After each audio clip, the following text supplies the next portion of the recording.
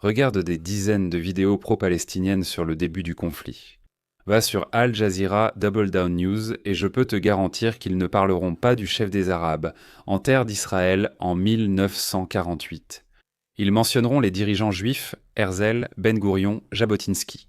Ils évoqueront l'hôtel King David et Der Yassin, mais jamais les dirigeants arabes en Palestine en 1948. Comment cela se fait-il ? Peut-être qu'ils n'avaient pas de chef, peut-être qu'ils n'en avaient pas un fort. La vérité, c'est qu'ils avaient un chef puissant, qui les a dirigés pendant plus de 40 ans, de 1920 jusqu'aux années 1960. Mais vous n'entendrez jamais parler de lui. Il y a de très bonnes raisons pour lesquelles les pro-palestiniens effacent complètement leur grand chef de l'histoire. Certaines raisons le concernent, d'autres les concernent eux. La première raison, c'est que toutes ces vidéos pro-palestiniennes veulent présenter les Arabes de Palestine comme des victimes. Quelle était la principale caractéristique d'une victime ? Qu'il n'était pas responsable, qu'il est son passif, qu'il n'a pas eu son mot à dire. Mais comme vous le verrez, leur chef était très très actif. Il y a d'autres raisons pour lesquelles vous n'avez jamais entendu parler de lui, Qajamin al-Husseini. Tout d'abord, c'est qu'il a été nommé par les Britanniques. Et les militants pro-palestiniens essaient toujours de présenter le camp juif comme le partenaire de la Grande-Bretagne colonialiste. Mais en réalité, la coopération de la Grande-Bretagne avec les Arabes était bien plus grande. Ils ont nommé le dirigeant arabe. Ils ont construit, financé et armé l'armée jordanienne qui a attaqué Israël. Qajamin al-Husseini était un chef religieux. C'est important parce que beaucoup de pro-palestiniens sont des gauchistes laïcs et ils ne comprennent pas que la société arabe est profondément religieuse. Même les attaques arabes contre les juifs avaient généralement lieu lors d'occasions religieuses. Un autre point intéressant, leur chef, Qajamin al-Husseini, ne parlait jamais des Palestiniens, parce que dans les années 1930 et 1940, les Palestiniens en tant que peuple n'existaient pas. En fait, Qajamin al-Husseini voulait que la Palestine fasse partie de la Syrie, et il y a une logique à cela. Pendant longtemps, la terre d'Israël fut sous domination syrienne. Il n'a jamais existé de peuple palestinien. Certaines personnes se mettent très en colère contre moi quand je dis cela. Alors allez-y, prouvez-moi que j'ai tort. Parcourez tous les écrits de Qajamin al-Husseini et vous verrez qu'il n'a jamais désigné les Arabes comme des Palestiniens. Oh, et encore une chose. Lui et en fait la plupart des dirigeants arabes de la Palestine ont passé les années de la Seconde Guerre mondiale à Berlin à diffuser la propagande nazie anti-juive dans le monde arabe et à aider à former des unités SS musulmanes pour assassiner des juifs. Tout ce que je dis ne correspond pas vraiment au faux récit palestinien. Mais commençons par le début. Amin al-Husseini est né en 1895 à Jérusalem sous la domination ottomane. Il a étudié à l'université Al-Azhar au Caire, une université islamique, où il a suivi l'enseignement de Rachid Rida, le père spirituel des frères musulmans. Je mentionne cela parce qu'il existe un lien clair entre l'éducation du premier dirigeant arabe en Palestine et celle d'aujourd'hui. Le Hamas, qui fait partie des frères musulmans, est un mouvement religieux. Je l'ai déjà dit et je le répéterai dans chaque vidéo si nécessaire. Dans la charte originale du Hamas, le mot islam apparaît 130 fois et l'expression État palestinien n'apparaît jamais. C'est un conflit religieux.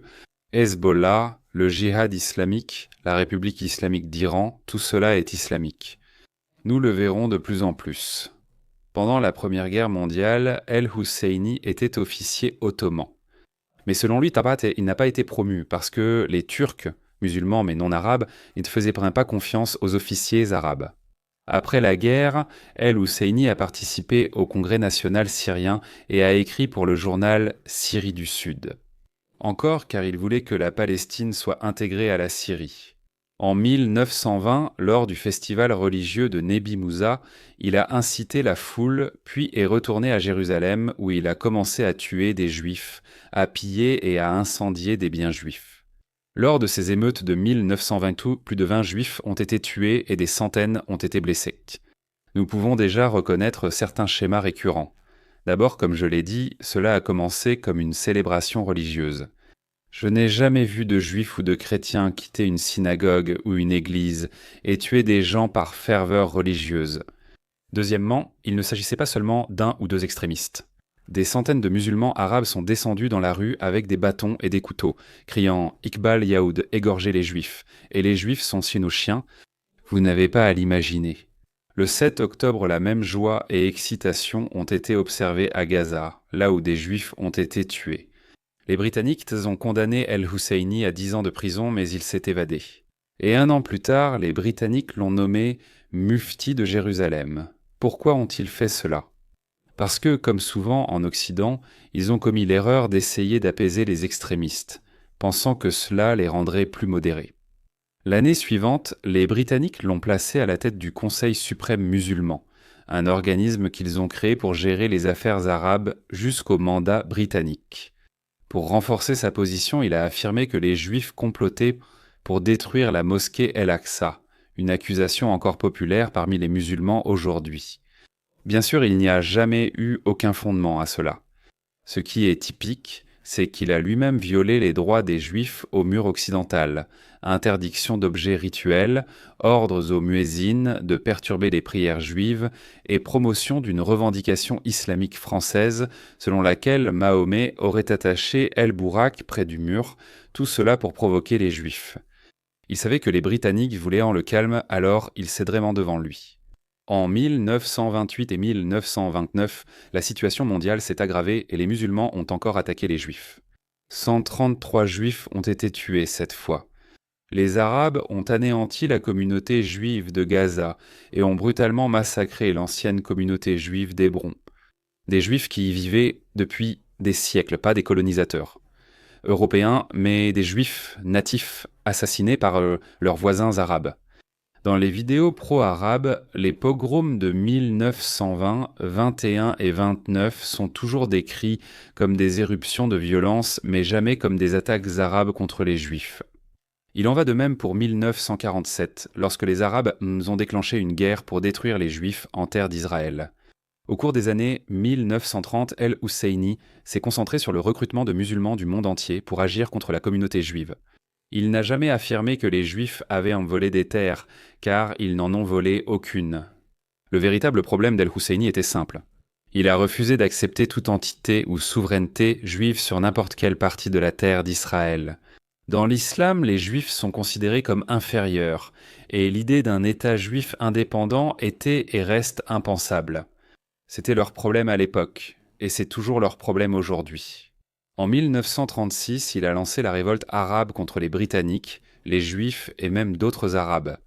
L'une des choses étonnantes, et nous le voyons encore aujourd'hui, c'est le silence quand des Arabes tuent d'autres Arabes. Aujourd'hui, au Yémen et en Syrie, des centaines de milliers meurent sans aucune protestation dans le monde arabe. C'était pareil à l'époque. Khajouminé al-Husseini a fait tuer des milliers de ses rivaux arabes, des opposants politiques. Et aujourd'hui, personne n'en parle. Quand des Juifs tuent des Juifs pour des raisons politiques, et il y a eu quelques rares cas, les Juifs écrivent des livres et en parlent pendant des décennies. Mais quand des Arabes tuent des milliers d'autres Arabes, c'est le silence. Les estimations disent qu'environ 4500 Arabes ont été tués par d'autres Arabes pendant cette révolte. Mais rien. Silence, Cornish mit Cornish. Durant la révolte de 1936 à 1939, des centaines de Juifs, principalement des civils, ont été assassinés. Dans les archives allemandes retrouvées après la Seconde Guerre mondiale, il y avait même un document indiquant que ce n'est que grâce aux fonds mis à disposition par l'Allemagne au grand mufti de Jérusalem qu'il a été possible de mener une révolte en Palestine. Rien d'étonnant. Dès le début des années 1930, El-Husseini a noué des liens avec les nazis. Il a salué l'arrivée au pouvoir de Hitler et considéré le mouvement nazi comme un allié naturel dans leur haine commune des Juifs et de la démocratie. En 1937, après l'assassinat du gouverneur britannique de Galilée par des Arabes, les Britanniques ont réprimé et El-Husseini s'est enfui au Liban puis en Irak. En Irak, il a coopéré avec les nazis contre les Juifs, ce qui a conduit au pogrom de Farhoud, lorsque des milliers d'Irakiens sont descendus dans les rues, armés de couteaux et de gourdins, assassinant, violant et pillant des centaines de Juifs. En 1941, alors que les Britanniques le poursuivaient, El Husseini s'est enfui en Allemagne nazie. Depuis Berlin, il diffusait de la propagande arabe, appelant à l'extermination des Juifs dans les pays arabes. Il a également aidé à former des divisions SS musulmanes en Yougoslavie. J'ai fait une vidéo à ce sujet. Je mets un lien ci-dessous et à la fin. Il n'était d'ailleurs pas le seul dirigeant arabe palestinien en Allemagne nazie. Hassan Salem et Fawzi el-Kawakji étaient là aussi. Le but des Arabes de Palestine n'a jamais été de créer un État palestinien. C'était de tuer tous les Juifs du monde arabe. C'était vrai à l'époque, et c'est encore vrai aujourd'hui. Le mufti a même reçu le titre d'Arienne honoraire. Oui, c'était un vrai titre. Et en plus de l'argent, ses hôtes nazis allemands lui ont également fourni des femmes ariennes pour le divertir. Même aujourd'hui, la propagande de style nazi est courante dans le monde musulman, grâce au chef des Arabes de Palestine. À la fin de la guerre, il s'est enfui en France, Égypte et Damas. Il a rejeté toutes les propositions de compromis, et en 1947, il a œuvré pour la destruction de la communauté juive. Après la guerre, l'Égypte contrôlait que Gaza et la Jordanie contrôlaient la Cisjordanie. En 1951, il a été élu président du Congrès islamique mondial. Et dans un discours, il a appelé à la guerre contre les Juifs et contre les Hindous. Et si vous vous demandez, quel est le lien ?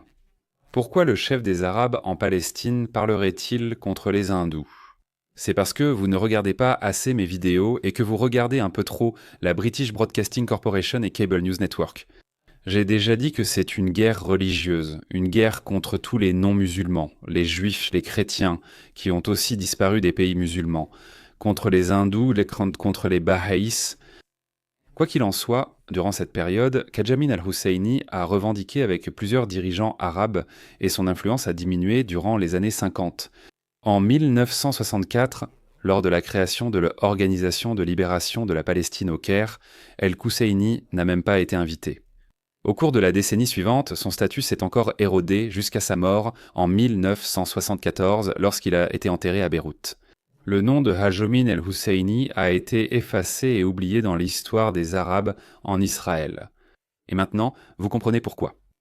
Mais ces principes restent les lignes directrices de la plupart des Arabes dans la région, considérant le conflit comme religieux, le lien avec le rêve de domination islamique mondiale des frères musulmans, le refus de reconnaître l'État d'Israël et la guerre continue contre les Juifs dans le monde entier. Dans les semaines à venir, je vais démystifier plusieurs vidéos historiques que vous m'avez envoyées. Continuez à m'en envoyer d'autres.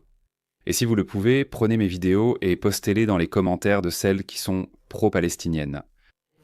Et tout aussi important, la compagnie.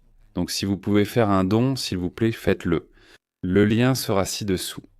Il y a beaucoup d'autres vidéos intéressantes à venir, alors abonnez-vous à la chaîne et aidez-moi à répandre la vérité. On se retrouve dans la prochaine vidéo. Yalla bye.